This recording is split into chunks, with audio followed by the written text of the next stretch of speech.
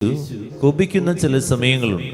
ഇതെപ്പോഴാണെന്ന് ചോദിച്ചു കഴിഞ്ഞാൽ ദൈവസന്നിധിയിലേക്ക് ഒരു വ്യക്തിക്ക് തടസ്സമാകുന്നവരെയാണ് യേശു കോപിച്ചിട്ടുള്ളത്.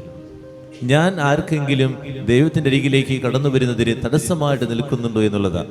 മറ്റുള്ളവരുടെ ഉത്തേജനം കളയുക അല്ലെങ്കിൽ അവരുടെ ഒരു ഉണർവ് കളയുന്ന വ്യക്തിയായിട്ട് നമ്മൾ മാറുന്നുണ്ടോ?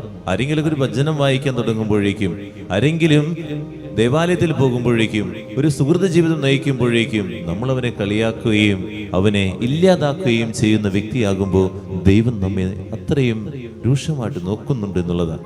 മറക്കാതിരിക്കുക. ആ ശിശുക്കളെ അനുഗ്രഹിക്കുന്നതിന് വേണ്ടി യേശുവിന്റെ അരികിലേക്ക് കൊണ്ടുവന്നപ്പോൾ ശിഷ്യന്മാർ അവരെ ശകാരിച്ചു എന്നാ പറയും. ഈ ശിഷ്യന്മാർ ശകാരിക്കുകയും തടയുകയും ചെയ്തപ്പോൾ യേശു അവരെ കോപിച്ച് സംസാരിക്കുക.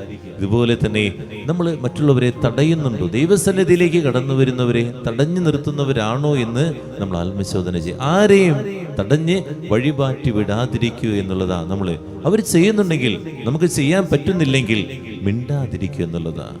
അവർ ചെയ്യുന്ന നല്ല കാര്യം കാണുമ്പോൾ അവരെ പ്രോത്സാഹിപ്പിക്കുക എന്നുള്ളതാണ്. ഒരാൾ പ്രാർത്ഥിക്കുന്നത് കാണുമ്പോൾ വലിയ പ്രാർത്ഥനക്കാരൻ വന്നിരിക്കുന്നു. ഒരാൾ വചനം പഠിക്കുന്നത് കാണുമ്പോൾ ഇത് കുറച്ച് ദിവസമൊക്കെ ഉണ്ടാകുള്ളൂ എന്നൊക്കെ പറഞ്ഞ് നമ്മൾ ആരെയും നിരുത്സാഹപ്പെടുത്താതിരിക്കുക, തടയാതിരിക്കുക.